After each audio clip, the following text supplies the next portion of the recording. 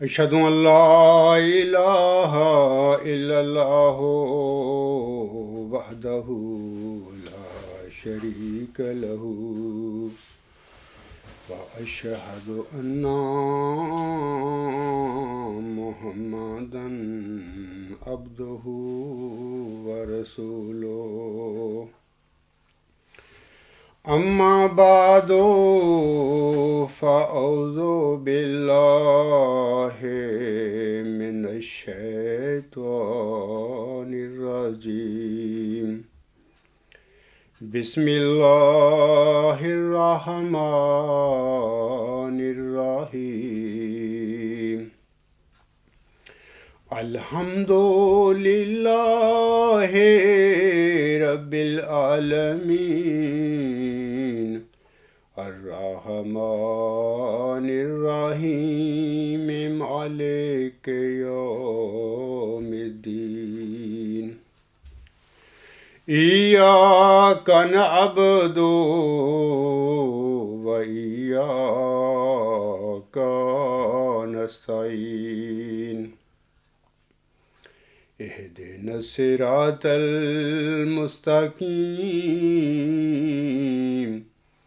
صراط الذين أنعمت عليهم صراط الذين أنعمت عليهم غير المغضوب عليهم ولا الضالين ونادى نوح ربه فقال رب إن ابني من أهلي وإن وعدك الحق وأنت أحكم الحاكمين قال يا نوح إنه ليس من أهلك إنه عمل غير صالح فلا تسألني ما ليس لك به علم إني أعظك أن تكون من الجاہلین۔ سامعین کرام، یہ سورۃ ہود کی آیت نمبر 46 اور 47 ہیں۔ ان آیات میں اللہ تعالیٰ فرماتا ہے، اور نوح نے اپنے رب کو پکارا اور کہا، اے میرے رب، یقیناً میرا بیٹا بھی میرے اہل میں سے ہے، اور تیرا وعدہ ضرور سچا ہے، اور تو فیصلہ کرنے والوں میں سے سب سے بہتر ہے۔ اس نے کہا، یعنی اللہ تعالیٰ نے جواباً فرمایا، اے نوح، یقیناً وہ تیرے اہل میں سے نہیں، بلا شبہ وہ تو سراپا ایک ناپاک عمل تھا، پس مجھ سے وہ نہ مانگ جس کا تجھے کچھ علم نہیں۔ میں تجھے نصیحت کرتا ہوں کہ مبادا تو جاہلوں میں سے ہو جائے۔ سامعین کرام، ان آیات میں اللہ تعالیٰ نے نوح کو خبردار کیا کہ یہ جو تو اپنے بیٹے کے متعلق مجھ سے بات کر رہا ہے کہ وہ میرے اہل میں سے ہے، وہ تیرے اہل میں سے نہیں، کیونکہ اللہ تعالیٰ کا کامل علم ہے۔ بندہ بے شک نبی بھی ہو، اس کے پاس غیب کا علم نہیں ہے، نہ کوئی بھی نبی یا کوئی عام انسان علیم و خبیر ہو سکتا ہے۔ یہ صرف اللہ تعالیٰ کی ذات ہے جو جانتی ہے کون صالح ہے اور کون غیر صالح ہے۔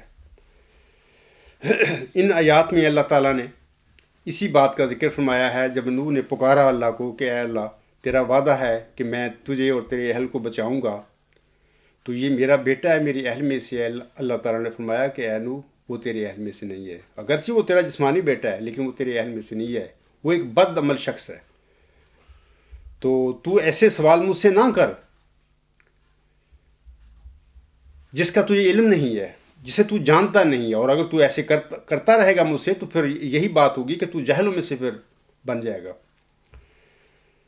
سامعین کرام، یہ جو توریت کے مطابق حضرت نوح علیہ السلام کا قصہ ہے، یہ حضرت ادریس علیہ السلام کے بیٹے متوسل کے پوتے اور لمک کے بیٹے تھے۔ یعنی توریت کے مطابق میں آپ لوگوں کو بتا رہا ہوں۔ آپ علیہ السلام کا یعنی حضرت نوح علیہ السلام کا وطن جو ہے دجلہ و فرات کا دوآبا یعنی قدیم عراق تھا۔ آپ نے اپنی قوم کو تبلیغ کی، دن اور رات کی۔ قرآن کریم آپ کی واقعات جو ہیں تبلیغ کے ان سے بھرا پڑا ہے، لیکن قوم اتنی ضدی تھی اور اتنی نالائق تھی، انہوں نے آپ کی باتوں پر توجہ نہ کیا۔ بالآخر حضرت نوح علیہ السلام نے اللہ تعالیٰ کے حضور ان اپنی قوم کے لیے پھر بد دعا کی، اور آپ کے اہل میں سے آپ کی اہلیہ بھی اور آپ کا ایک بیٹا بھی نالائق تھا، نہ خلف تھا، کیونکہ وہ جو باغی قوم تھی ان کے ساتھ دینے والے لوگ تھے اور حضرت نوح علیہ السلام کے فرمانبردار نہیں تھے۔ اسی طرح سامعین کرام، سورۃ الحجر کی آیات نمبر 58، 59، 60 اور 61 میں اللہ تعالیٰ ذکر فرماتا ہے،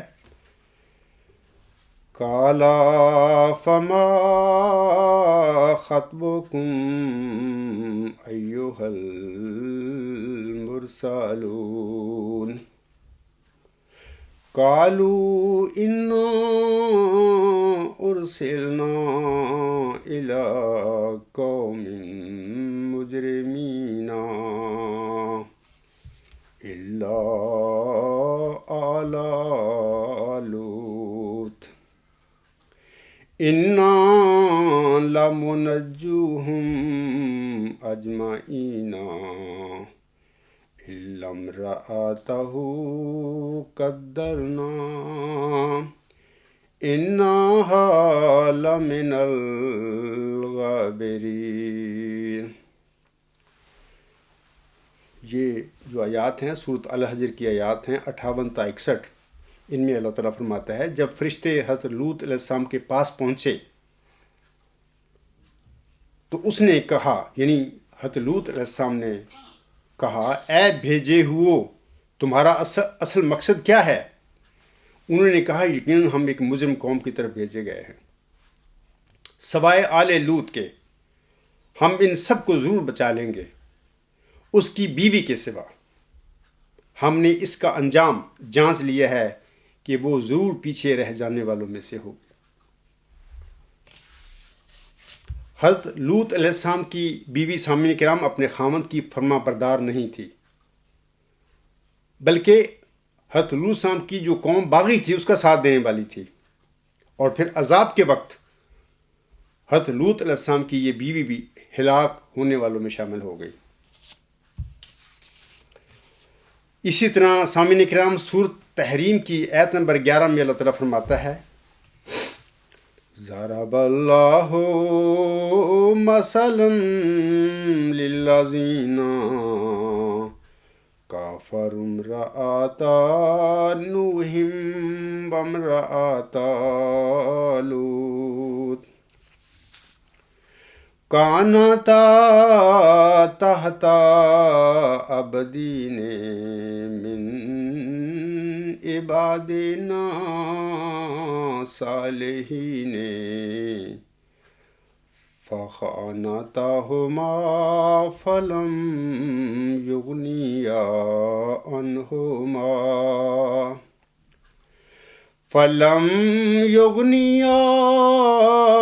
عنہما من اللہ شیئا وقیل ادخلا النار مع الداخلین۔ اس آیت میں اللہ تعالیٰ فرماتا ہے کہ اللہ نے ان لوگوں کے لیے جنہوں نے کفر کیا نوح کی بیوی اور لوط کی بیوی کی مثال بیان کی ہے۔ وہ دونوں ہمارے 2 صالح بندوں کے تحت تھیں کہ ان کے عقد میں تھیں، پس ان دونوں نے ان سے خیانت کی تو وہ ان کو اللہ کی پکڑ سے ذرا بھی بچا نہ سکے. یعنی ان کے خامد جو تھے، جو نبی تھے، حضرت لوط علیہ السلام بھی نبی تھا، حضرت نوح علیہ السلام بھی نبی تھا، لیکن پکڑ کے وقت پھر یہ دونوں نبی بھی اپنی بیویوں کو نہ بچا سکے. اور کہا گیا کہ تم دونوں داخل ہونے والوں کے ساتھ آگ میں داخل ہو جاؤ. حضرت نوح علیہ السلام اور حضرت لوط علیہ السلام دونوں جو عظیم نبی تھے، ان دونوں کی جو بیویاں تھیں خطا کار تھیں. ان دونوں نے اپنے خاوندوں کی پیروی نہ کی، اور پھر عذاب کے وقت سامعین کرام ان دونوں کی کوئی مدد نہ کی گئی، نہ ان کے خاوند ان کی مدد کر سکے. اور اس طرح ان دونوں کو آگ میں داخل ہونا پڑا. اسی صورت کی جو اگلی آیت ہے، یعنی آیت نمبر 12 سورۃ تحریم کی، اس میں اللہ تعالیٰ فرماتا ہے، سنیے: وَضَرَبَ اللَّهُ مَثَلًا لِلَّذِينَ آمَنُوا امْرَأَتَ فِرْعَوْنَ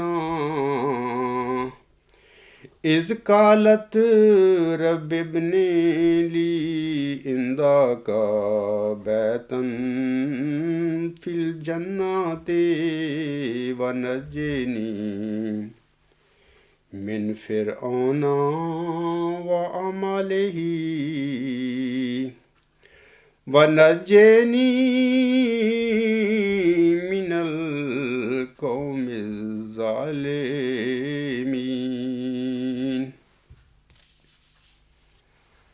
اس آیت میں اللہ تعالیٰ فرماتا ہے، اور اللہ نے ان لوگوں کے لیے جو ایمان لائے، یعنی جو مومن ہو جاتے ہیں، خدا تعالیٰ کے راستے میں، جو اللہ تعالیٰ جن لوگوں کو بھیجتا ہے اس دنیا میں بطور مرسل، تو جو لوگ ان لوگوں کو، ایسے مرسلوں کو مان کر مومن بن جاتے ہیں، اللہ تعالیٰ کے فرمانبردار بن جاتے ہیں،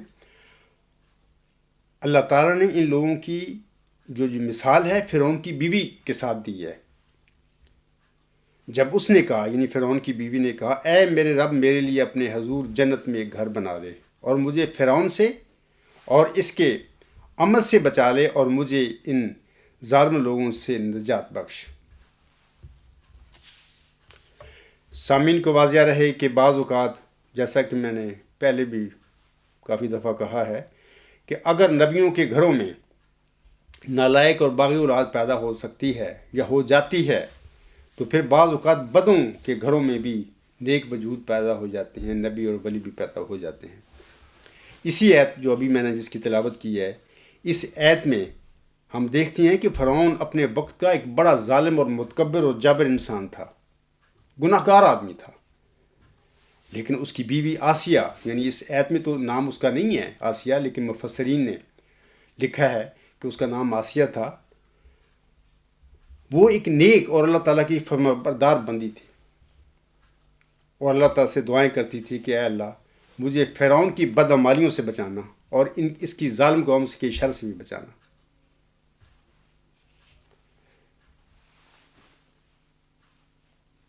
اسی طرح سامعین کرام، میں آپ لوگوں کو بتاتا ہوں کہ سورۃ مریم کی آیت نمبر 59 اور 60 جو ہے، اس میں اللہ تعالیٰ چند انبیاء، یعنی حضرت ابراہیم علیہ السلام، حضرت اسحاق، یعقوب، اسماعیل، موسیٰ اور حضرت ادریس علیہ السلام کا ذکر فرمانے کے بعد اگلی آیات جو 59 اور 60 ہے، اس میں اللہ تعالیٰ نے فرمایا ہے، اللہ تعالیٰ فرماتا ہے: اولئک الذین انعم اللہ علیہم من النبیین من ذریۃ آدم وممن حملنا مع نوح ومن ذریۃ ابراہیم واسرائیل وممن ہدینا واجتبینا اذا تتلی علیہم آیات الرحمن خرم سجدم بب کیا فخلف من بعدهم خلف اضاعوا الصلاة واتبعوا الشهوات فسوف یلقون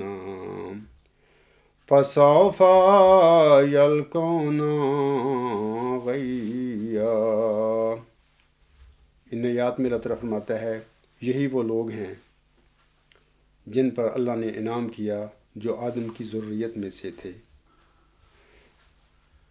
اور ان میں سے تھے جنہیں ہم نے نوح کے ساتھ سوار کیا، اور ابراہیم اور اسرائیل کی ذریت میں سے تھے، اور ان میں سے تھے جنہیں ہم نے ہدایت دی اور چن لیا۔ یہ سارے ہدایت یافتہ کون لوگ تھے؟ یہ اللہ تعالیٰ کے برگزیدہ نبی تھے۔ جب ان پر رحمان کی آیات تلاوت کی جاتی تھیں وہ سجدہ کرتے ہوئے اور روتے ہوئے گر جاتے تھے۔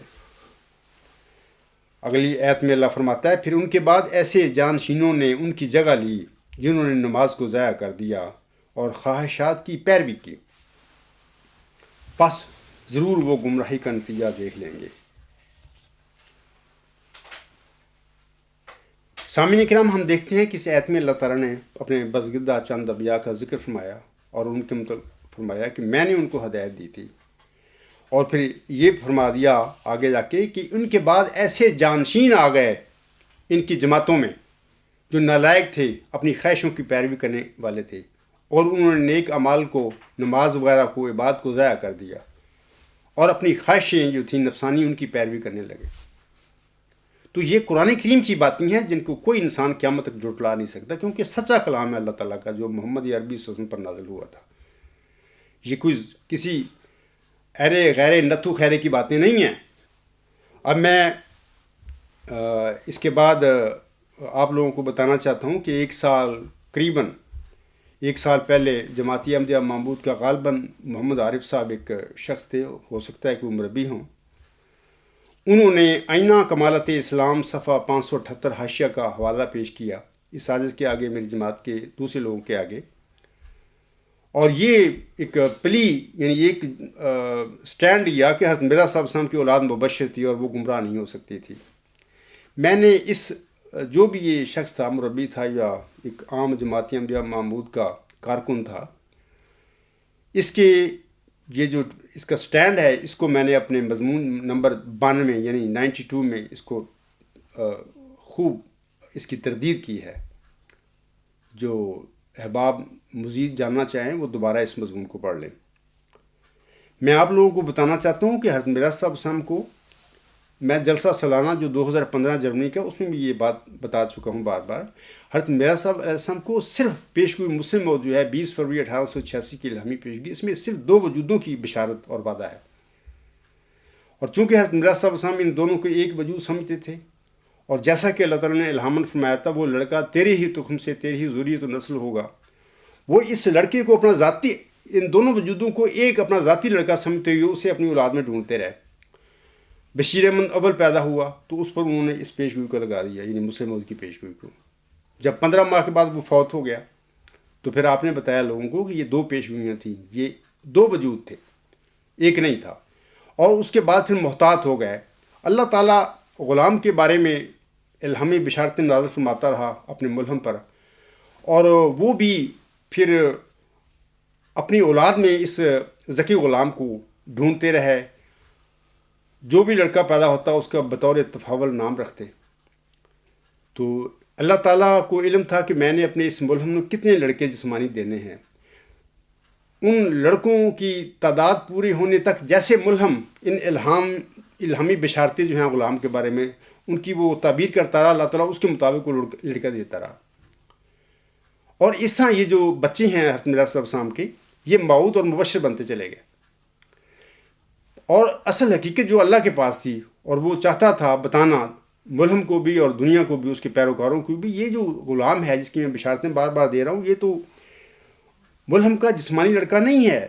تو اس لیے اللہ تعالیٰ نے پھر 14 جون 1899 جو آخری لڑکا 3 کو 4 کرنے والا جو پیدا ہوا صاحبزادہ مبارک احمد، اس کے بعد اللہ تعالیٰ نے ملہم کے گھر میں نرینہ اولاد کا سلسلہ ختم کر دیا اور پھر الہامی بشارتیں غلام کے بارے میں جاری رکھی، اور پھر آگے جا کر اللہ تعالیٰ نے ان الہامی بشارتوں میں اس کو مسیح مبارک احمد قرار دے دیا۔ یہ تو قطعی بات ہوگی کہ مسیح مبارک احمد تو حضرت مرزا صاحب وسلم کے گھر میں پیدا ہی نہیں ہوا۔ اس کا مطلب یہ ہوا کہ وہ ذکی غلام، وہ مسیح مبارک احمد، وہ مسلم موعود حضرت مرزا صاحب وسلم کے گھر میں بطور جسمانی لڑکا پیدا ہی نہیں ہوا تھا۔ ہاں، ملہم اس کا انتظار کرتا رہا کہ شاید میرے گھر میں وہ پیدا ہوگا، لیکن وہ پیدا نہیں ہوا۔ تو اس طرح یہ جو لڑکے ہیں مرزا صاحب وسلم کے موعود اور مبشر بنے ہیں، جبکہ اصل حقیقت یہ ہے کہ صرف 2 وجود جماعت احمدیہ میں بانی جماعت علیہ السلام کو 2 وجود جو بطور بشارت دیے گئے تھے، دونوں ہی موعود ہیں اور دونوں ہی مبشر ہیں۔ باقی ایسے ہی اس ذکی غلام کو اپنی اولاد میں ڈھونڈتے ڈھونڈتے وہ ملہم کے دوسرے لڑکے بھی موعود اور مبشر بن گئے۔ اچھا، اس کا تو میں نے پہلے 1 سال قبل جواب دے دیا تھا اس مضمون میں، مضمون نمبر 92 میں۔ تو اب کچھ محمودی جیل درسمین کے اشعار لے کر میدان میں آ گئے۔ مقصد یہ ہے کہ کسی طریقے سے حضرت مرزا صاحب علیہ السلام کی اولاد مبشر اور موعود ثابت ہو جائے، اور بشیر الدین محمود کا جو دعویٰ ہے، جو قطعی طور پر ایک جھوٹا دعویٰ ہے، وہ سچا ثابت ہو جائے۔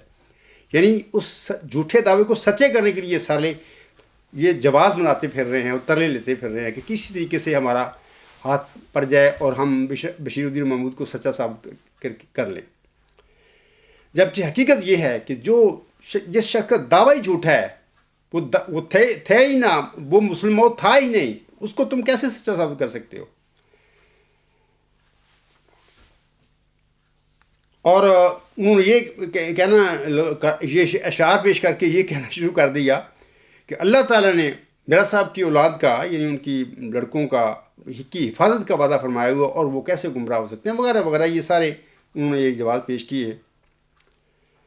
تو میں آپ لوگوں کو بتاتا ہوں کہ میرا 28 اگست 2015 کا جو خطبہ جمع ہے، گزشتہ خطبہ سے پیوستہ، اس میں نے درسمین کے اشعار کی حقیقت کے بارے تفصیل بتائی ہوئی ہے، اور میں نے بتایا ہے کہ حضرت مرزا صاحب السلام کے یہ جو اشعار ہیں جو تم پیش کرتے پھر رہے ہو، یہ الہامی نہیں ہیں، اور جو الہامی اشعار ہیں درسمین میں، ملہم نے ان کا بطور خاص ان اشعار کے اوپر الہامی اشعار لکھا ہوا ہے۔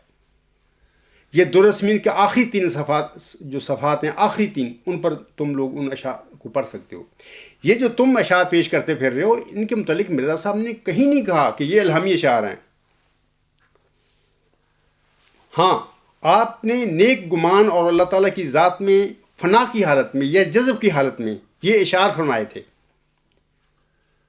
اور یہ ایک نیک گمان تھا ملہم کو اللہ تعالیٰ کے حضور کہ یہ ایسے ہی ہوگا، میری اولاد بھی ایسی نیک ہوگی، جیسے کہ اللہ تعالیٰ کے فضل اور رحمت میرے شامل حال ہیں، ایسے میرے بچوں کے بھی ہوں گے، اور وہ بھی اسی راستے پر چلیں گے، اللہ ان کی حفاظت فرمائے گا، وغیرہ وغیرہ۔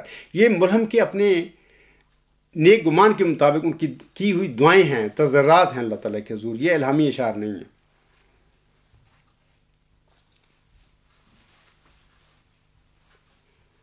سامعین اکرام، ایک بات اور میں آپ لوگوں کو بتانا چاہتا ہوں اسی حوالے سے، اس کا تعلق ہے کہ بنی آدم کو اللہ تعالیٰ نے پیدا کر کے ایک میثاق یا معاہدہ کے ساتھ زمین پر بھیجا ہے۔ یاد رکھیں یہ بات، یہ ایسے نہیں انسان پیدا کر دیے گئے کہ جن کا کوئی مقصد ہی نہیں ہے، باقاعدہ ایک معاہدہ، ایک میثاق کے ساتھ اللہ تعالیٰ نے ہم انسانوں کو زمین پر پیدا کیا ہوا ہے۔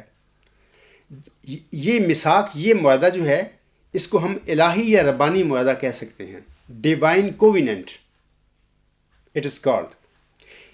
اور یہ بھی یاد رکھیں کہ علمی تاریخ میں بعض مغربی سیاسی مفکرین نے عمرانی معاہدہ، سوشل کانٹریکٹس کے تصورات پیش کیے ہیں، اور ان کا میں پہلے بھی ذکر کر چکا ہوں اپنے خطبات میں۔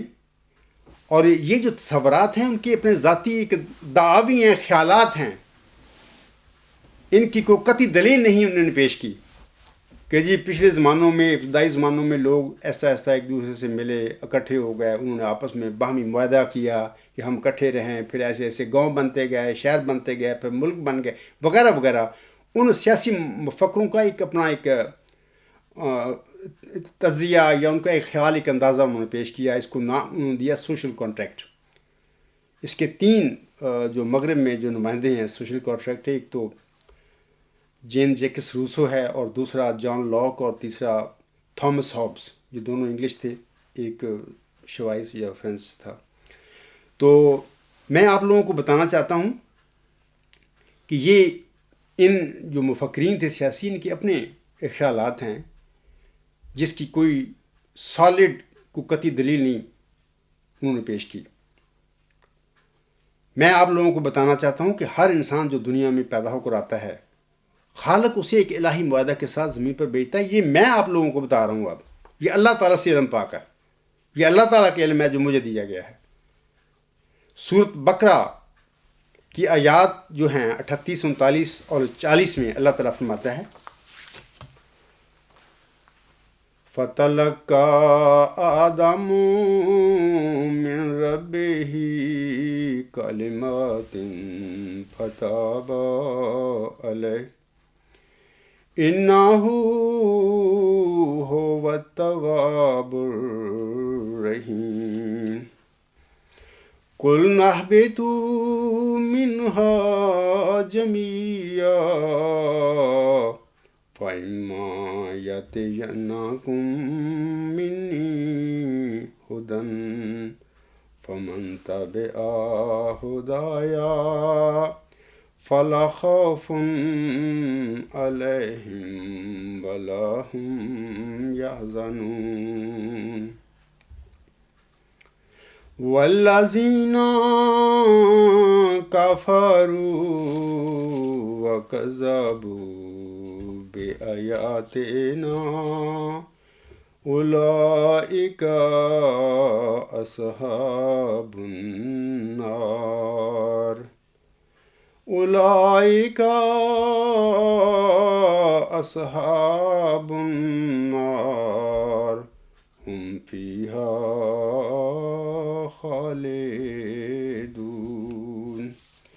ان آیات میں اسی ڈیوائن کووننٹ کا ذکر ہے اللہ تعالیٰ نے جو اپنے بندوں سے کیا ہوا ہے، یا جس کے ساتھ اللہ تعالیٰ نے ہم بنی نوع انسان کو پیدا کر کے زمین پہ بھیجا ہے. اللہ تعالیٰ فرماتا ہے ان آیات میں پھر آدم نے اپنے رب سے کچھ کلمات سیکھے، پس وہ اس پر توبہ قبول کرتے ہوئے جھکا. یقیناً وہی بہت توبہ قبول کرنے والا اور بار بار رحم کرنے والا ہے. ہم نے کہا اس میں سے تم سب کے سب نکل جاؤ، یعنی جنت میں سے نکلنے کا اللہ فرما رہا ذکر. پہلے آدم اور اس کی بیوی کو پیدا فرما کر تخلیق کر کے جنت میں اللہ نے رکھا تھا. پس جب کبھی بھی اللہ تعالیٰ فرماتا ہے پس جب کبھی بھی تمہارے پاس میری طرف سے ہدایت آئے تو جنہوں نے میری ہدایت کی پیروی کی ان پر کوئی خوف نہیں ہوگا اور نہ ہی وہ کوئی غم کریں گے. اور وہ لوگ جنہوں نے انکار کیا اور ہمارے نشانات کو جھٹلایا وہی ہیں جو آگ میں پڑنے والے ہیں، وہ اس میں لمبا عرصہ رہنے والے ہیں. یہ جو آیات ہیں یہ خبر دیتی ہیں اس ڈیوائن کووننٹ کی، اس الہی معاہدہ کی، اس ربانی معاہدہ کی، جس کا میں نے اپنی کتاب غلام مسیح الزمان میں ذکر کیا ہوا ہے بڑی تفصیل کے ساتھ. اور یہ جو ہے سیکنڈ پارٹ ہے ورچوئس گاڈ، جو میرا اعلیٰ انتہائی ہمانگین نظریہ ہے. اس حصہ میں دوسرا جو چیپٹر ہے ورچوئس نالج، اس کا چوتھا ٹاپک ہے، اور غالباً اس کا صفحہ نمبر 315 جو ہے غلام مسیح الزمان کتاب کا، وہاں پہ آپ لوگ تفصیل سے اس ربانی یا الہی معاہدہ کو پڑھ سکتے ہو.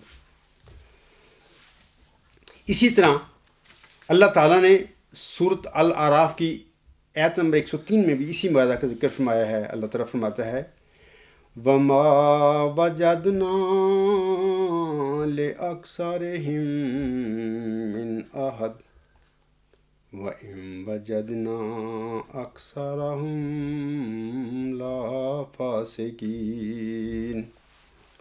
اللہ اس آیت میں فرماتا ہے اور ہم نے ان میں سے اکثر کو اپنے عہد کا پابند نہیں پایا، بلکہ ہم نے یقیناً ان میں سے اکثر کو عہد توڑنے والا ہی پایا ہے. میثاق جو ہے اللہ نے اپنے بندوں سے فرمایا، اس کو توڑنے والا ہی اللہ نے ان بندوں کو پایا ہے. سامعین کرام یاد رکھیں کہ حضرت مرزا صاحب اسلام کی اولاد جو ہے وہ بھی اسی میثاق کن جو میثاق ہے، الہی معاہدہ ہے، ڈیوائن کووننٹ ہے جو اللہ نے اپنے بندوں سے کیا ہوا، اسی کے ساتھ وہ تخلیق کیے گئے ہیں اور زمین پر بھیجے گئے ہیں. کون کے ساتھ کوئی خاص ایسی نہیں کوئی رعایت کی گئی کہ میرا صاحب السلام کی یہ اولاد ہے کہ یہ اس ڈیوائن کووننٹ سے بالا ہے یا ایک الگ ہے، ایسی کوئی بات نہیں. اسی ڈیوائن کووننٹ کے ساتھ جو انسانوں کے ساتھ ہوا ہے وہ بھی اس دنیا میں پیدا کیے گئے ہیں. اور وہ یہ کیا ہے؟ وہ یہ ہے کہ اللہ تعالیٰ نے اپنے بندوں کو آزاد چھوڑ دیا کہ تم جاؤ، میں نے تمہیں نیک فطرت پر پیدا کیا ہے، آگے تمہیں اللہ نے ان کو استعداد بخشی ہے، طاقت دی ہے اس بات کی کہ تم نیکیاں بھی کر سکتے ہو اپنی مرضی سے، برائیاں بھی کر سکتے ہو. اللہ نے اپنے کسی بندے پر یہ جبر نہیں کیا کہ تم نے نیکیاں ہی کرنی ہیں، یا جبراً کسی کو پر یہ جبر نہیں کیا کہ تم نے برائیاں کرنی ہیں. اللہ تعالیٰ نے آزاد چھوڑ دیا اور عقل دے کے انسانوں کو کہ تم خود اپنی جنت اور جہنم بناؤ. جیسے اقبال کہتا ہے کہ عمل سے زندگی بنتی ہے جنت بھی جہنم بھی، یہ خاکی اپنی فطرت میں نہ نوری ہے نہ ناری ہے. یعنی اللہ تعالیٰ نے اقبال نے اسی جو ڈیوائن کووننٹ ہے جس کا ذکر قرآن کریم میں کیا گیا ہے، جس کو میں نے اپنی کتاب میں پیش کیا ہے دنیا کے آگے، کہ اس ڈیوائن کووننٹ کے ساتھ بنی نوع انسان کو اس زمین پر پیدا کر کے بھیجا گیا ہے. اقبال نے بھی اپنے شعر میں اسی کا ذکر فرمایا ہوا ہے. تو بات یہ ہے کہ خواہ وہ نبیوں کی اولاد ہو، خواہ ایک عام انسانوں کی اولاد ہو، عام انسان ہو، اللہ تعالیٰ نے سب کو ایک جیسا وعدہ کے نیچے رکھا ہوا ہے. کسی سے لحاظ نہیں کیا کہ جی نبیوں کی بعض اولادوں کو میں ضرور ہی ہدایت دوں گا اور ہدایت پر ہی رکھوں گا، اور بعض کو میں ضرور ان کو گمراہ کر دوں گا. اللہ تعالیٰ بڑے رحیم و کریم ہے، وہ ظالم نہیں ہے، اور وہ سارے بندوں کے ساتھ ایک جیسا سلوک کرتا ہے، اور وہ منصف ہے، انصاف کرتا ہے. بندوں کو اپنے کو حکم کرتا ہے کہ تم بھی انصاف کرو. تو جب اللہ تعالیٰ اپنے بندوں کو انصاف کا حکم دیتا ہے تو یہ کیسے ہو سکتا ہے کہ وہ اپنے بندوں کے ساتھ نا انصافی کرتا پھرے اور بعض کو خود جبراً ہدایت پر قائم رکھے اور بعض کو جبراً ان کو گمراہ کر دے، وہ برائیاں کرتے پھریں؟ ایسی کوئی بات نہیں ہے. تو اب میں آپ لوگوں کے آگے حال ہی میں ہمارے بعض دوست جو ہیں انہوں نے ایک اور جناب مرزا بشیر الدین محمود احمد کے دعوے کو سچا بنانے کے لیے ایک اور جواز پیش کیا ہے، اور وہ کہتے پھر رہے ہیں، وہ کہتے ہیں کہ اللہ نے یہ فرمایا ہے کہ وہ مسیح موعود اور اس کی فیملی کے ساتھ ہوں گے. تو جن کے ساتھ اللہ تعالیٰ ہو تو وہ گمراہ کس طرح ہو سکتے ہیں؟ اور وہ حوالے پیش کر رہے ہیں. مثال کے طور پر وہ حوالے دے رہے ہیں 2 جنوری 1908 کا یہ حوالہ ہے. اس میں اللہ تعالیٰ فرماتا ہے انی معاک و مع اہلک. آگے اللہ فرماتا ہے نمبر 2 انی معاک فی کل حال و عند کل مقال. آگے نمبر 3 اللہ تعالیٰ فرماتا ہے انی معاک فی کل موطن نصر من اللہ و فتح قریب. یہ جو 3 میں نے الہامات اس وقت پڑھے ہیں یہ جو ہیں یہ تذکرہ میں ہیں، اور ان میں اللہ تعالیٰ فرماتا ہے میں تیرے ساتھ ہوں اور تیرے اہل کے ساتھ ہوں. نمبر 2 میں تیرے ساتھ ہوں ہر حال میں اور ہر گفتگو میں. نمبر 3 میں تیرے ساتھ ہوں ہر ایک میدان میں، اللہ کی طرف سے نصرت اور فتح قریب ہے.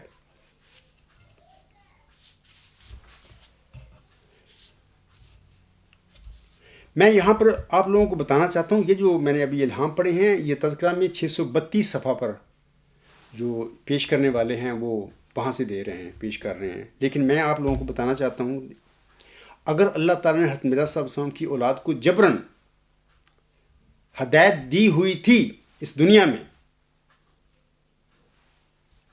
تو پھر قیامت کے دن بعض دیگر نبی شکوہ کریں گے جن کا ابھی میں نے ذکر کیا ہے قرآن کریم کی آیات پڑھ کر کہ اے اللہ تعالیٰ تو ہمارے بیوی بچوں کو بھی جبراً ہدایت دے دیتا تاکہ وہ آج کے عذاب سے بچ جاتے. قیامت کے دن وہ شکوہ کریں گے اگر حضرت مرزا صاحب السلام کی اولاد کو اللہ تعالیٰ نے جبراً ہدایت دی ہوئی تھی کہ اللہ تعالیٰ نے جبر کے ساتھ ان کو سیدھے راستے پر رکھا اور اس سے انہوں نے کوئی برائی نہیں کی، جیسے لوگ کہتے ہیں، جیسے یہ الہامات پیش کر رہے ہیں۔ اگر اللہ تعالیٰ نے جبراً حضرت مرزا صاحب کی اولاد کو سیدھے راستے پر رکھا تھا، ہدایت دی ہوئی تھی، تو قیامت کے دن بعض دیگر نبی بھی شکوہ کریں گے کہ اے خدا، ہمارے اہل و عیال کو بھی تو نے پھر جبراً ہدایت دے دینی تھی، انہوں نے کیوں برائیاں کی؟ اور آج ان کو عذاب میں اس وجہ سے پھینکا جا رہا ہے کہ انہوں نے کچھ غلط کام کیے تھے، یہ نافرمانیاں کی تھیں۔ لیکن سامعین کرام یاد رکھیں کہ اللہ تعالیٰ اپنے بندوں کو انصاف کا حکم دیتا ہے۔ جو ہستی اپنے بندوں کو انصاف کا حکم دے، وہ خود ناانصافی کیسے کر سکتی ہے؟ نوح کی بیوی نے بغاوت کی، اپنے نبی خامند کا انکار کیا، باغی اپنی قوم جو تھی اس کے ساتھ مل گئی۔ بیٹے نے بغاوت کی، انکار کیا اپنے نبی باپ کا۔ لوط علیہ السلام کی بیوی نے انکار کیا اپنے خامند نے ایک نبی کا، اور پھر انہوں نے سزا پائی۔ تو جب پہلے قرآن کریم ہمیں بتاتا ہے ایک اصول کہ اگر نبیوں کی اولاد نے بھی، ان کی بیویوں نے بھی غلط کام کیے، گمراہیاں کی، تو اللہ نے ان کو سزا دی۔ اور یہ بھی ثابت ہوتا ہے کہ نبیوں کی اولادیں بھی گمراہ ہو سکتی ہیں۔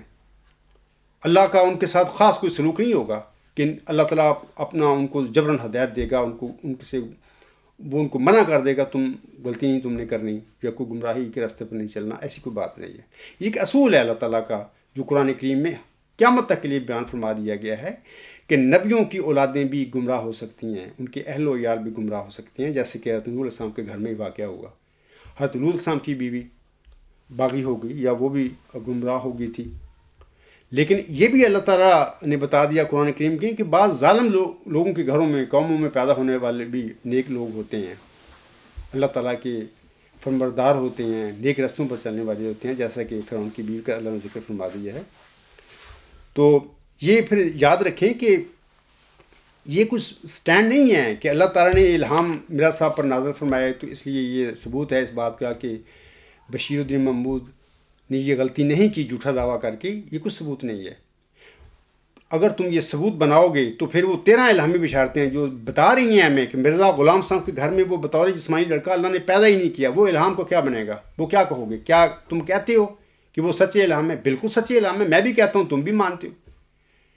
یا تو پھر اگر تم نے بشیر الدین محمود احمد کو اس جھوٹے دعوے سے آنا ہے، اس کے دعوے کو سچا کرنا ہے، تو پھر اعلان کر دو، آپ کا خلیفہ سٹیج پر کھڑے ہو کے اعلان کر دے کہ یہ 13 الہام غلط ہیں، نعوذ باللہ من ذالک، ہم نہیں ان کو مانتے۔ یہ اعلان کر دے تو پھر ایک فیصلہ ہو جائے گا کہ تم نے بعض حضرت مرزا صلی اللہ علیہ وسلم کے الہاموں کا انکار کر دیا، یعنی جماعت احمدیہ محمود نے۔ تو پھر اس پہ بحث ہوگی، پھر ہاں جی بھی یہ اللہ تعالیٰ نے مرزا صاحب کے ساتھ یہ وعدے کیے ہوئے ہیں، بشیر الدین محمود کیسے غلطی کر سکتا؟ لیکن میں آپ لوگوں کو بتاؤں کہ تم کبھی بھی، تمہارا خلیفہ یا تم لوگ مرزا صاحب اسلام پر نازل ہونے والے ان 13 مبشر الہام جو ثابت کرتے ہیں کہ وہ مسلم ہو، تو حضرت مرزا صاحب اسلام کے گھر میں اللہ نے پیدا ہی نہیں کیا، تم ان کا انکار نہیں کر سکتے۔ جیسے کہ امت محمدیہ 29 آیات کا انکار نہیں کر سکتی جن کے ذریعے مرزا صاحب اسلام نے مسیح عیسیٰ ابن مریم علیہ السلام کو وفات یافتہ ثابت کیا ہے۔ وہ الگ گل ہے کہ وہ ان اللہ علی کل شیء قدیر وہ پیش کر رہے ہیں اس قسم کی آیتیں کہ اللہ نے اٹھا لیا ہوگا آسمان پر۔ ایسے ہی تم بھی یہ الہام پیش کرتے پھر رہے ہو کہ اللہ تعالیٰ نے اللہ تعالیٰ مرزا صاحب کے ساتھ تھا، ان کی اہل و عیال کے ساتھ وغیرہ وغیرہ، یہ تمہارے سارے ایک جواز ہیں بناتے پھر رہے، جبکہ اللہ تعالیٰ جو اپنے اصول ہیں جو اس نے قرآن کریم میں بیان فرما دی اس کے خلاف نہیں کیا کرتا۔ اللہ تعالیٰ نے بتایا ہے قرآن کریم میں پہلے نبیوں کی بیویاں بھی گمراہ ہوئیں، ان کے بچے بھی گمراہ ہوئے، تو پھر مرزا صاحب علیہ السلام کوئی ان نبیوں سے الگ تو نہیں تھے، وہ بھی نبی تھے، انسان تھے، بشر تھے، ان کی اولادیں جو پیدا ہوئی ان کے ساتھ میں نفس لگا ہوا تھا۔ اللہ تعالیٰ کا یہ ناانصافی کا سلوک نہیں ہوتا نبیوں کے ساتھ کہ کچھ کو زبردستی ہدایت دے دی اور بعض کو زبردستی گمراہ کر دیا، ایسی کوئی بات نہیں ہے۔ تو اللہ تعالیٰ سے میری دعا ہے کہ آپ لوگ حقیقت کی طرف آئیں اور اس قسم کی باتوں سے آپ اور دوسرے لوگوں کو بھی گمراہ کرتے پھر رہے ہیں۔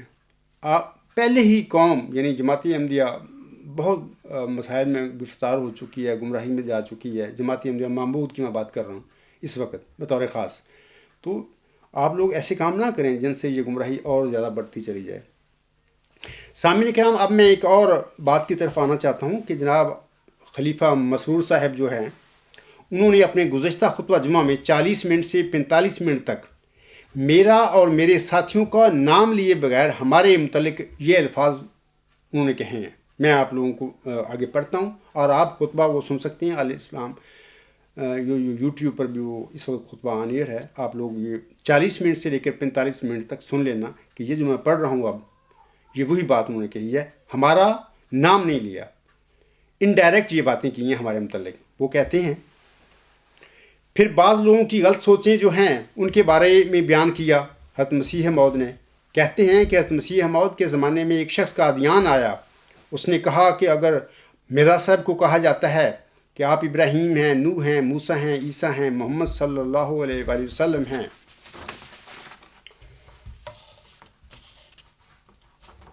تو وہ کہنے لگے تو مجھے بھی خدا تعالیٰ ہر وقت کہتا ہے کہ تو محمد صلی اللہ علیہ وآلہ وسلم ہے۔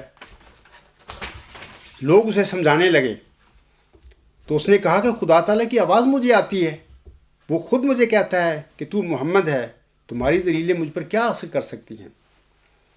اس پر کوئی اثر نہ ہوا۔ جب لوگ سمجھاتے سمجھاتے تھک گئے تو انہوں نے خیال کیا کہ بہتر ہے کہ انہیں حضرت مسیح موعود علیہ السلام کی خدمت میں پیش کیا جائے۔ چنانچہ انہوں نے حضرت خلیفۃ المسیح رضی اللہ تعالیٰ عنہ کی خدمت میں درخواست کی کہ آپ حضرت مسیح موعود سے ذکر کر کے وقت لے لیں۔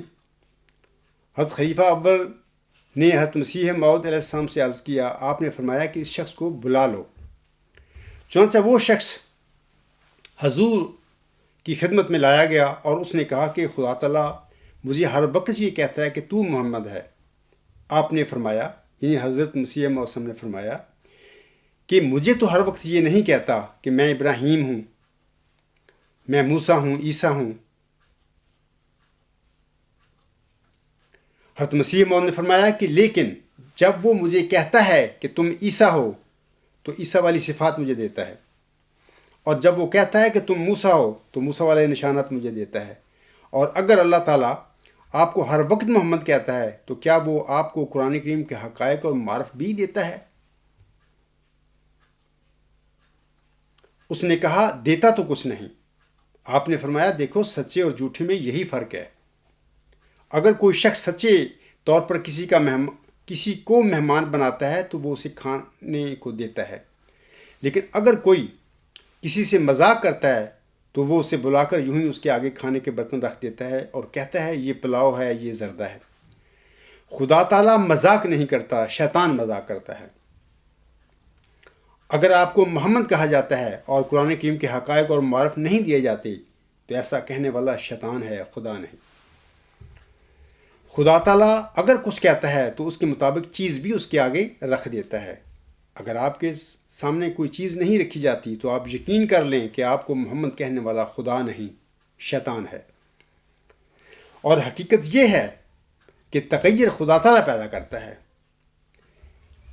پس وہ آپ سنیے، یہ ان پہ غور کرنا، وہ ہمارا نام لیے بغیر کہہ رہے ہیں۔ پس وہ لوگ جو بعض دفعہ خوابوں کی وجہ سے غلط فہمی میں مبتلا ہو جاتے ہیں اور بڑے بڑے دعوے کرنے لگ جاتے ہیں، وہ اصل میں شیطان کے زیر اثر ہوتے ہیں۔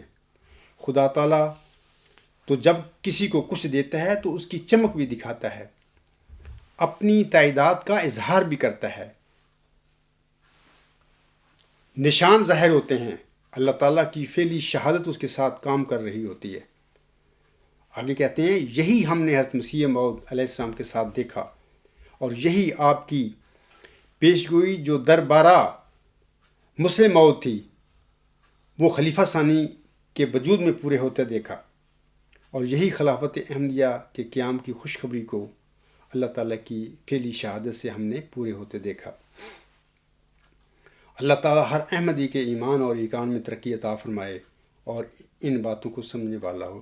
میں باقی باتیں آپ لوگوں کو بتاتا ہوں، ان کی جواب دیتا ہوں باتوں کا۔ یہ جو انہوں نے کہا ہے مرزا مسعود صاحب نے کہ ہم نے حضرت مسیح موعود علیہ السلام کے ساتھ دیکھا، اور یہی آپ کی پیشگوئی جو دربارہ مسلم موعود تھی وہ خلیفہ ثانی کے وجود میں پورے ہوتے دیکھا، اور یہی خلافت احمدیہ کے قیام کی خوشخبری کو اللہ تعالیٰ کی فعلی شہادت سے ہم نے پورے ہوتے دیکھا۔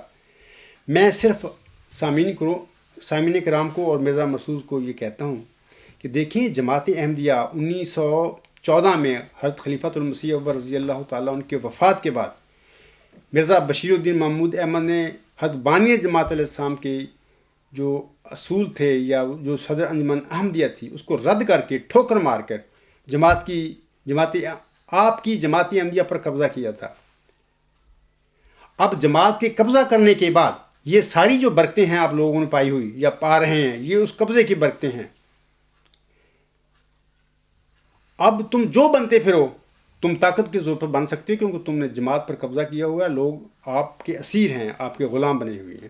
اب جو مرضی کہیں کہ جی یہ خلافت ہے، یہ خلافت احمدیہ ہے، جبکہ یہ خلافت احمدیہ نہیں، یہ قبضہ ہے، یہ قبضہ گروپ ہے، وہ تم لوگ، تمہارا الہامی نام بلائے دمشق ہے، جس کا حضرت مرزا صاحب کو اللہ نے 7 اپریل غالباً 1907 میں الہام فرمایا تھا، تم وہ لوگ ہو۔ اور یہ مسلم موت تم مرزا صاحب کے گھر میں پیدا ہی نہیں ہوا، اور میں ثابت کر چکا ہوں بار بار، اور ثابت کر کے کھڑا ہوں میدان میں، اور تم لوگ اس حوالے سے میرے آگے بھاگتے پھر رہے ہو اور میدان میں کیوں نہیں آتے؟ اگر واقعی وہ پیدا ہوا تھا اور مرزا بشیر الدین محمود احمد تھا، تو اس کا مطلب یہ ہوا کہ یہ ساری جو قبضہ جو آپ لوگوں نے کیا مرزا صاحب کی جماعت پر، یہ اس قبضے کی برکتیں کہہ لیں یا اس کی کہہ لیں کہ آپ کو یہ چیزیں مل رہی ہیں۔ جب تک قبضہ ہے، جب تک یہ خلافت بھی احمدیہ خلافت ہے، اور یہ بشیر الدین محمود بھی مسلم موعود ہے، اور جب تمہارا قبضہ ختم خدا تعالیٰ کر دے گا، اس وقت نہ تمہاری یہ خلافت ہوگی، نہ بشیر الدین محمود احمد بطور مسلم موعود اس کو کوئی یاد کرے گا۔ جیسے کسی شاعر نے کہا نا، خرد کا نام جنو رکھ دیا، جنو کا خرد، جو چاہے آپ کا حسن کشمہ ساز کرے۔ لوگ آپ کے غلام بنے ہوئے ہیں، آپ نے ان کو قابو کیا ہوا ہے ایک نظام کے ساتھ۔ آپ سٹیج پر کھڑے ہو کر خطبوں کے دوران جو چاہے کہتے پھریں، تو آپ کہہ سکتے ہیں۔ اب میں آتا ہوں، آپ کی دوسری باتوں کا میں جواب دیتا ہوں۔ آپ یہ جو کہتے ہیں، بس وہ لوگ جو بعض دفعہ خوابوں کی وجہ سے غلط فہمی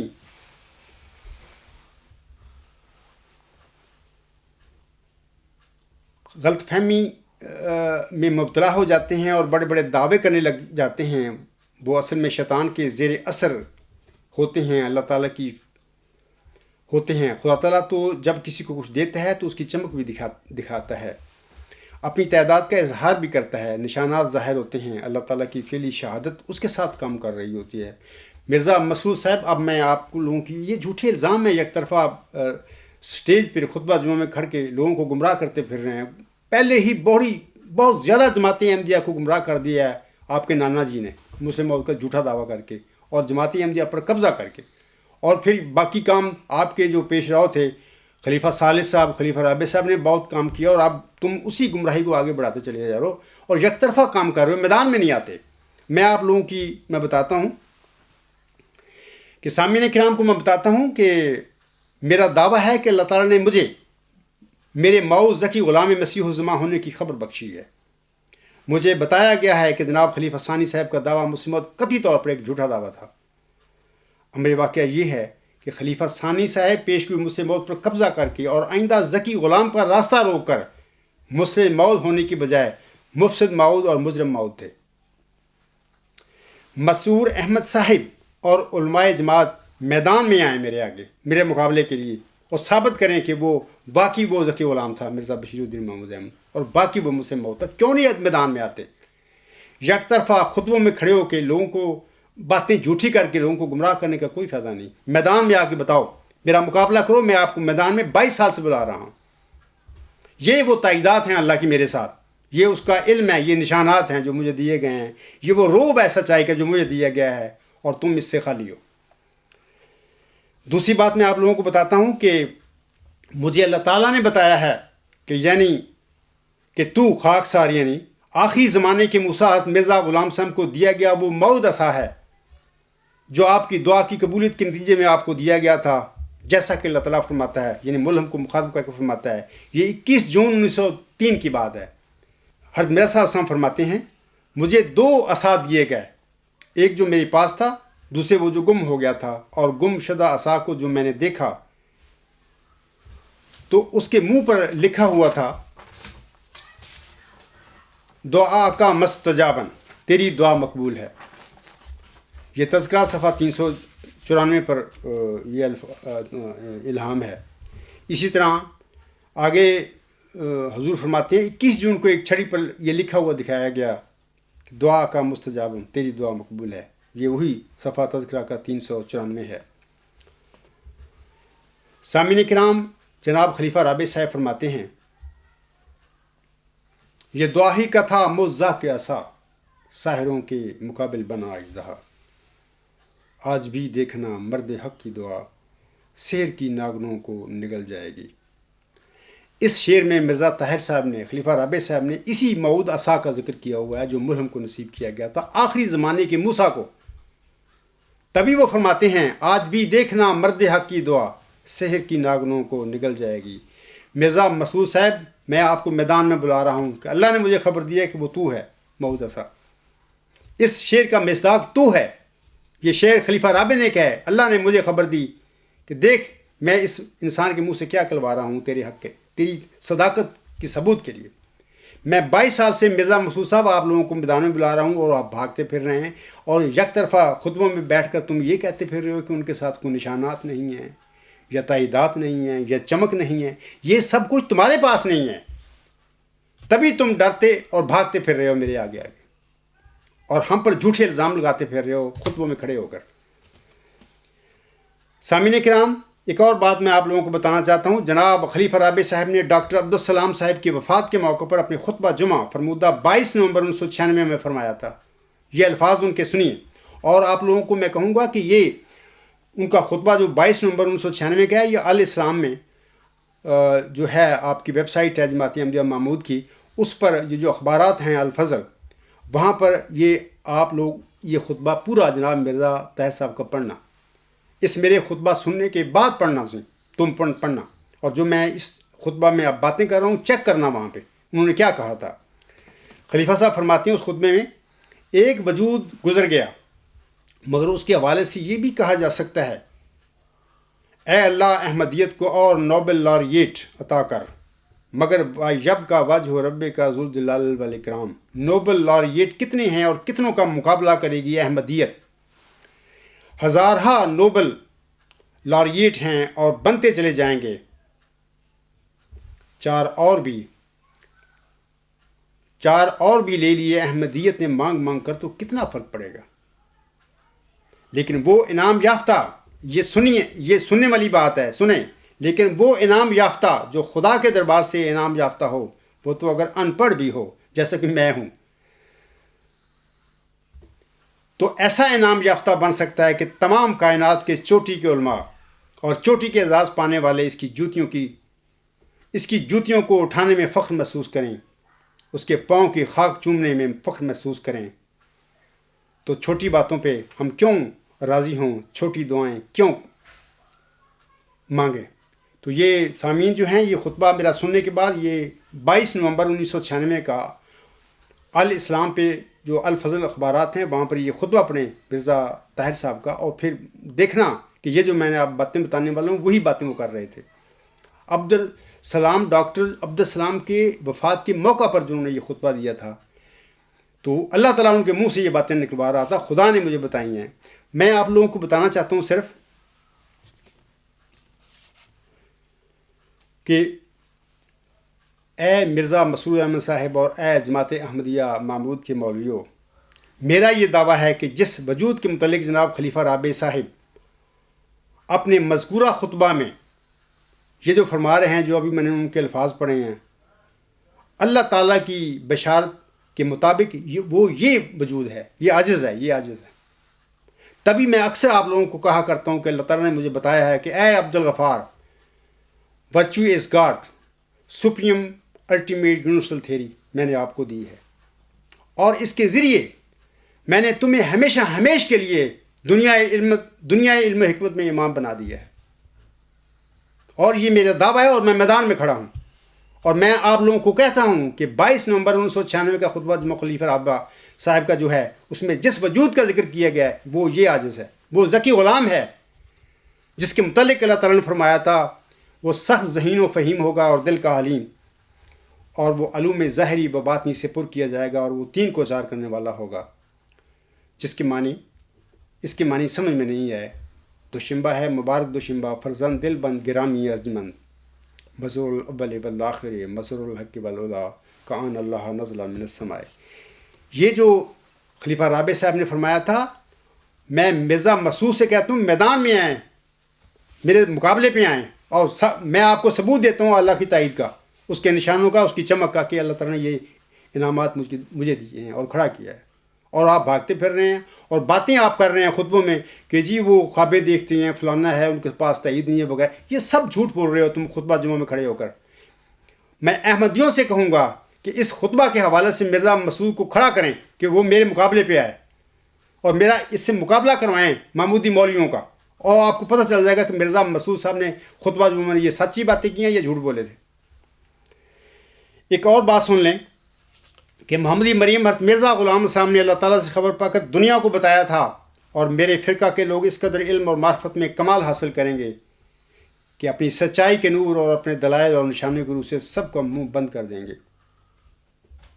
مرزا مسرور احمد صاحب میدان میں آ کر مجھ سے اس کا ثبوت مانگو.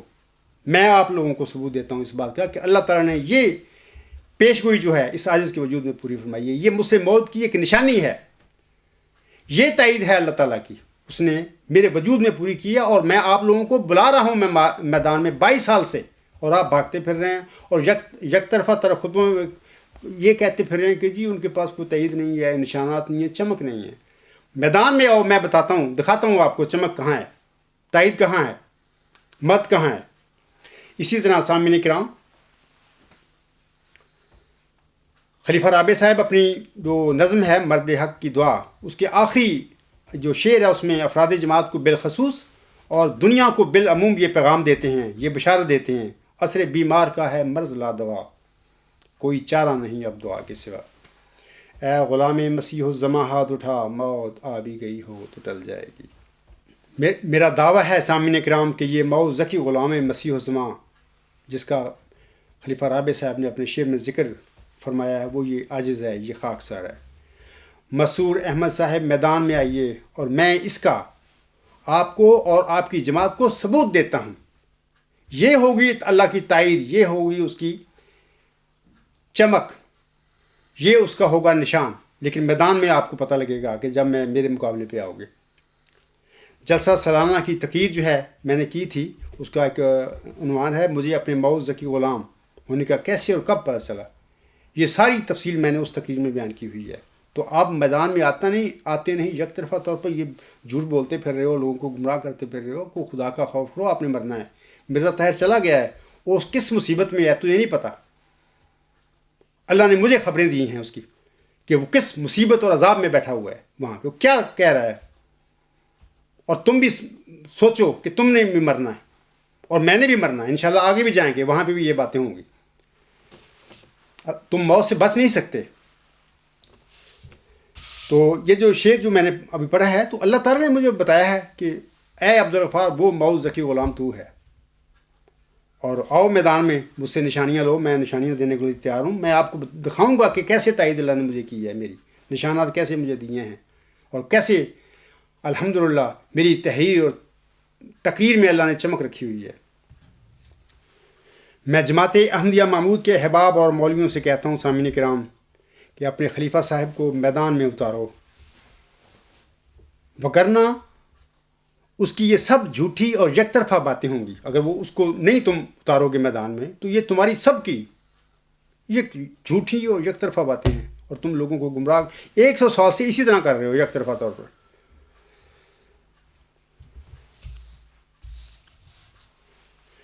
میں آخر پہ جناب مرزا مسرور احمد صاحب کو یہ کہنا چاہتا ہوں کہ ابھی آپ کے پاس وقت ہے. یاد رکھیں، ابھی میں آپ کو تنبیہ کر رہا ہوں، بتا رہا ہوں کہ ابھی آپ کے پاس وقت ہے. میں آپ کو یہ نصیحت کرتا ہوں کہ آپ حق کو قبول کر لیں یا پھر میدان میں اتر کے میرا مقابلہ کریں، اور لوگوں کو مزید گمراہ نہ کریں. وگرنہ اس قسم کی جھوٹی باتیں جو یک طرفہ تم کرتے پھر رہے ہو، تو پوری دنیا اس کو یک طرفہ جھوٹی باتیں ہی قرار دے گی. اس سے آپ کو کوئی فائدہ نہیں حاصل ہوگا. اور یہ بھی یاد رکھیں، جب میرا خدا میری مدد کے لیے زمین پر اتر آیا، تو اس وقت میں آپ کو بتاتا ہوں آج کہ اس وقت آپ اور آپ کے مولوی میری منتیں اور سماعتیں کریں گے کہ عبدالغفار صاحب ہم آپ سے بات کرنا چاہتے ہیں، لیکن اس وقت ہمیں اللہ تعالیٰ حکم دے چکا ہوگا کہ ان کاظموں سے بات نہیں کرنی، یہ جھوٹے لوگ ہیں۔ میں آپ کے لیے اور جماعت احمدیہ محمود کے جو پیروکار ہیں سارے، ان سب کے لیے دعا گو ہوں کہ اللہ تعالیٰ آپ سب کو ہدایت دے اور آپ کا خاتمہ بالخیر کرے۔ آخر پہ میں حضور بانی جماعت اسلام کے چند اشعار پر اپنے خطبے کو ختم کرتا ہوں۔ حضور صاحب فرماتے ہیں، آج میں بھی یہی باتیں تم سب کے کہتا ہوں ان کے الفاظ میں۔ یارو خودی سے باز بھی آؤ گے یا نہیں، خو اپنی پاک صاف بناؤ گے یا نہیں، باطل سے میل دل کی ہٹاؤ گے یا نہیں، حق کی طرف رجوع بھی لاؤ گے یا نہیں، کب تک رہو گے ضد و تعصب میں ڈوبتے، آخر قدم بصدق اٹھاؤ گے یا نہیں، کیوں کرو گے رد جو محقق ہے ایک بات،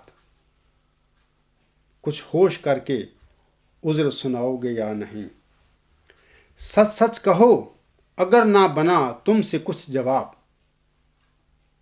پھر بھی یہ منہ جہاں کو دکھاؤ گے یا نہیں، وما علینا الا البلاغ، وآخر دعوانا ان الحمد للہ رب العالمین۔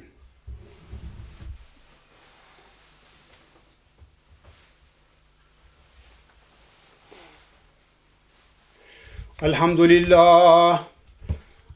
للہ نحمده ونستعینه ونستغفره ونؤمن به ونتوکل علیہ ونعوذ باللہ من شرور انفسنا ومن سیئات اعمالنا، من يهده الله فلا مضل له ومن يضلله فلا هادي له،